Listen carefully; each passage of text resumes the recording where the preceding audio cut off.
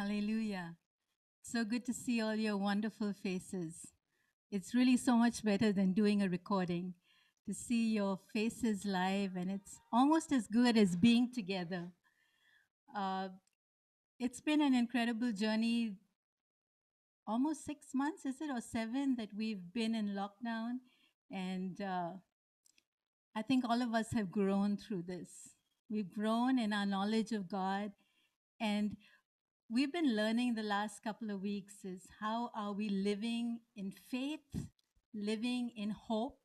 And last week I was really encouraged to hear a testimony of someone who said that that message last week just encouraged her to have hope. Hope for her father, uh, COVID positive, and he was sick. She believed that God could touch him and heal him, and also that God would save him. And so, hope is such an amazing thing. But today, we're going to talk about living in love, living a life of love. And one of the reasons that most people don't really grow in their faith, they don't fully understand the love of God. And they don't understand that we're called to live in love. Love is the greatest. And we are called to know and believe in the love that God has for us. So, my text today is there's two texts. One is from 1 Corinthians 13:13, which says, "And now these three remain: faith, hope, and love. But the greatest of these is love." Hallelujah. These three remain: faith, hope, and love. But the greatest of these is love. And we want to consider three things. The second verse is 1 John 4:16, which says, "And so we know and rely on the love God has for us. God is love. Whoever lives in love lives in God and God in them." So there's three things that we want to consider today. Living in love is the greatest. That's the first thing. Living in the love God has for us. And the third is living in love is living in God. And so the first one is, why is love the greatest? Why is love the greatest? You know, 1 Corinthians 13, the chapter about love says, "If I have the gift of prophecy and can fathom and understand all knowledge, all mysteries and knowledge, and if I have a faith that can move mountains, but do not have love, I am nothing. And if I give all I possess to the poor and give my body to the hardship that I may boast, but do not have love, I gain nothing." So here's someone who has so much faith that they can move mountains. They have faith that can understand all knowledge and mysteries. They have so much love that they can actually give their body to be burned, but they don't really have love. It's nothing, it's useless. So, love is so much greater than faith, and love is so much greater than hope. Why? Because you don't hope for something that you don't love, right? We're hoping for something that we long for. So, love is so much greater than that. Without love, there can be no genuine hope. And a loveless hope is an oxymoron, really, because we can't hope for something that we don't love. So, faith and hope both depend on love for their existence. Faith and hope are dead on its own, but with love, if it's accompanied by love, it is powerful. So, John Calvin says, he says a very simple reason why love is the greatest gift.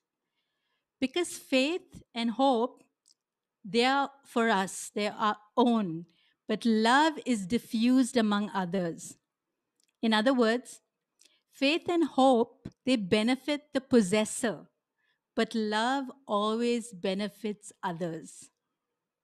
In John 13, Jesus says, "A new command I give you: love one another. As I have loved you, you must love one another. To be a disciple of Jesus, we have to love. And we have to receive his love and we have to give his love. It's not just for us, but it's for others. And also, love is the greatest because God is love. It's like saying these three remain: faith, hope, and God. And the greatest is God. We all agree God is the greatest. And he is the very epitome. He is the very, in his core, his character is love. So, really, love is the greatest. I know there's so many people that say, do we have to be a Christian to be able to love? Because we see a lot of people who don't know God, but they're still very loving. Have you met people like that who do a lot of good works, and they're very kind, they're very patient, they are willing to give even to when they don't have enough, and uh, but do they really have the love of God? You know, many people can receive love, but they don't know where it's coming from. They don't know that God is the source because God is so generous. He gives his gifts to all without finding fault, right? So he can give someone who doesn't know him, and they may never acknowledge that that love is from God, but they still have it, right? So there are a lot of people who don't know God, but they can still live in in a really kind, wonderful way, being a blessing to many. We've seen a lot of philanthropists. We've seen even Bill Gates. He's so generous, right? It's because it's a gift that God has given him. And also, many people realize that love is the greatest. There's a joy that you get from loving that no one else can give you. Nothing else can give you. When you love like God, has poured out his love on you and you can love, that is really the greatest. So, are we living in love today? Are we able to receive that love and live in it? Because that is the greatest. That's the greatest joy. That's the greatest peace that we can have in life, is when we learn to live in that extravagant love, which is the greatest. The second thing I want to talk about is living in the love that God has for us. 1 John 4:16 we read it says, and so we know and rely on the love that God has for us. Now, knowing God's love for us is so critical. To know the love of God, in the Bible, the word for knowing was ginosko, which means an experiential knowledge. It's not a head knowledge, but a heart knowledge. And so we need to know God's love in that way. And we don't have to be too old or uh, to receive this love that God has. I remember when I was just 5 years old that I accepted Jesus in my heart. And I said, God, would you fill me with your love? And I experienced his love that even a 5-year-old girl could understand and know. And it changed my life because shortly after that, I was taken away from my family and was sent to live in America with another family. And I lived there for 2 years. And not once did I not know that I was loved. We may not have the love of our parents, but if you have the love of God, that supersedes everything. And knowing that love, like I've shared, as a little girl, I knew that love. And that love brought me through difficult times. After 2 years, I was brought back to Mumbai because my mother was really sick. And um, because she couldn't look, she had a stroke. And because she couldn't look after us, I was sent to boarding school. Now, anyone going to boarding school realizes that it's not the easiest. You're separated from love, you're separated from family. And even in those 7 years that I was in boarding school, I always knew the love of God the Father. And so I say, it's not about how much we love God, but how much we know that God loves us. How much do we understand that God loves us with an infinite love? 1 John says, behold, how great is the love that the Father has for us, that we should be called his children.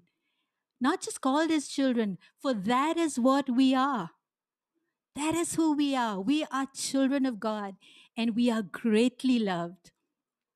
You know, in the Bible, we see, I want to look at two people, Peter and John. And Peter really boasted of his love for God. All of us like the character of Peter. Some of us can identify with him a little more. Yeah. He always put his foot in his mouth, right?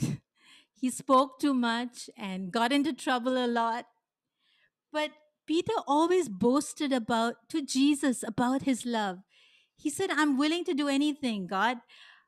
Jesus, I'm willing to die for you. I'm willing to give my life for you. I'm even when he was in the Garden of Gethsemane, Peter just chopped off someone's head, someone's ear. Maybe he missed the head, but he did chop off his ear. And so he was willing to prove that he loved Jesus so much. But what happens at the end? You know, the result of his great boasting about the love that he had for Jesus, boasting that he would never deny him, but he did deny him. 3 times he denied him. And he was at that point of being so broken. When Jesus was on the cross, Peter was nowhere around. He was probably weeping bitterly for all the things that he didn't do. He didn't prove his love for God. But here we see a contrast with the Apostle John. And I love the character of John. Such an amazing apostle. And, you know, the book of John is written much later than Matthew, Mark, and Luke. And it's written after John has probably lived his life. He's been exiled into Patmos.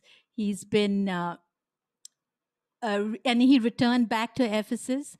But he's writing about what he really experienced of the love of God.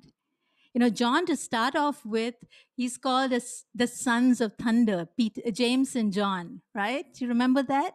He was willing to call down fire on heaven to destroy a village that wouldn't believe. But here at the end of his life, John has experienced the love of God, and it has changed him fully. It has transformed his life. So it's not about boasting about our love for God, but knowing and relying on the love that He has for us. How many of us know that God loves us? Yeah? Are you absolutely confident? It's that knowing not in your head, but in your heart, that no matter what happens, God's love for you will never change. No matter how much you try to do for Him, that's not going to make you love Him love you more or make you love Him less. Make him love you less. His love for you is so great, so amazing. And I pray that each one of us would know that love, especially since we're living in times that are so hard. And uh, there's things every day. Someone was saying in our life group that the situation is getting worse and worse every day. We're praying and seeking God for change, and the only change seems to be that things are getting worse. You know, in situation like that, love and knowing God's love will change your perspective, will change everything.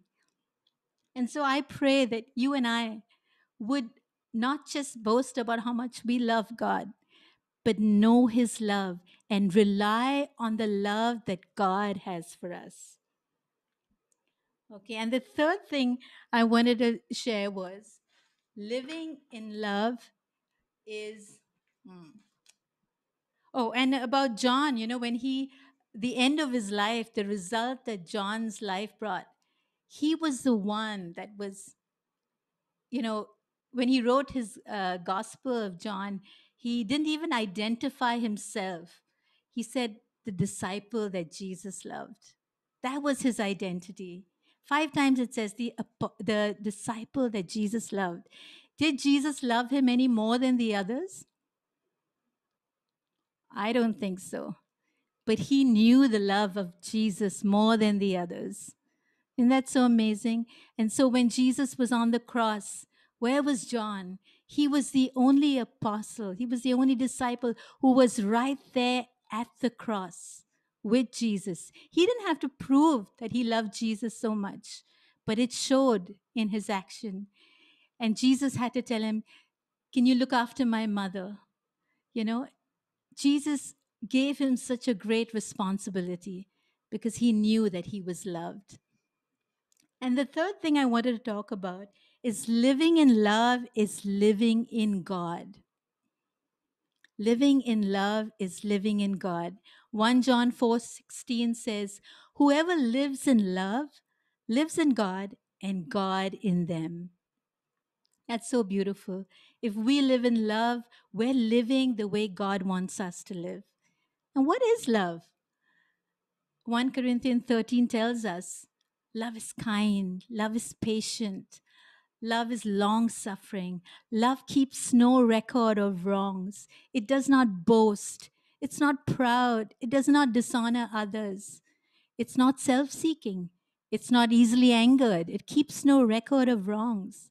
Love does not delight in evil but rejoices with the truth. It always protects, always trusts, always hopes, always perseveres. Love never fails. Or I think looking at this, each one of us can say, I really need love. I need God's love. I'm failing in this area. I can't be patient. I'm not very patient in this pandemic. I'm getting impatient, God. I need your love. I need your love to make me patient, that through the difficult season, I can trust you. So, living in love is living in God. So, how do we get this love? It's living in the Spirit. The fruit of the Spirit is love, joy, peace, kindness, goodness, patience, gentleness, self control, right? If we live in the Spirit, if we're depending and relying on the love that God has for us, we can live in this love. And as we receive, we can give. You know, in the Old Testament, people tried to prove their love for God. They tried so hard by performing, but it seemed impossible. And God knew that it's not easy to do it that way. And so on the cross, everything changed. When Jesus died on the cross, he said, it's not about you trying to love me, it's I'm loving you. If we live in God, we live in love, and God lives in us. And so I want to challenge us today. Are we really living in love? You know, you may say, I don't have the gift of love. Like some people just, they don't have to try very hard. It's just easy for them to be loving. But you know, you and I, we don't have to have that gift of love, but we can walk in the Spirit and receive that love. So it's not a cop out that I'm just not a loving person. And, I'm more on the side of truth, especially prophetic people. They say, oh, I'm more on the side of truth. I like to. But, when you speak the truth, you have to speak the truth in love, right? That's what the Bible says. We have to speak the truth in love. And so we are all an even field when it comes to receiving and walking and living in love, because you just have to receive that love. It's just a gift that as you live in the love in God and you live by His Spirit, you will be just overflowing with His love.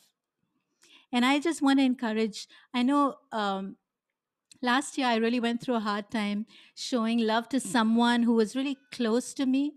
And uh, I tried to do it in my own strength. I tried to be nice. I tried to be loving, but it really didn't work till I acknowledge that God, I can't do it on my own. I need your love. And when I did that, it took me a while to realize that doing it on my own is not working. I need to ask God. And when I acknowledged that, when I believed that His love was going to fill me and enable me, things changed. I began to see the person through the eyes of Jesus. And I began to love them with a love that wasn't my own. You know, it's like the sun and the moon. The sun shines, right? It has a light of its own, but the moon only reflects the light that the sun is shining on it.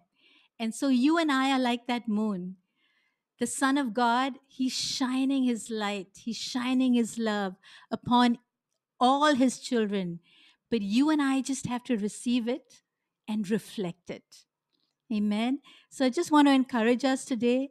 If there's someone that you know it's hard to forgive, you know it's hard to love them, I'm praying that God would touch your heart today and that you would know and rely on the love that He has for you. So, can we pray together? Lord, I just thank you, Lord, that it's not in our own strength that we can love, but we have received this, Lord, from you. We, your children, want to live in your love, Lord. And Lord, I'm praying for that very difficult person that we're finding hard to love. Would you overwhelm us with your love today, Lord? To know we can't do it on our own, God, but we need you, Lord. And we can walk in your ways, Lord. And we can walk knowing that you love us so much and nothing is going to change that. And as we have received love, freely we have received, freely we can give. Bless your people today, Lord. Each one, Lord, meet every need, every longing in their heart, Lord, as they learn to love you, Lord, by receiving your love first. I ask in Jesus' name, amen. Amen.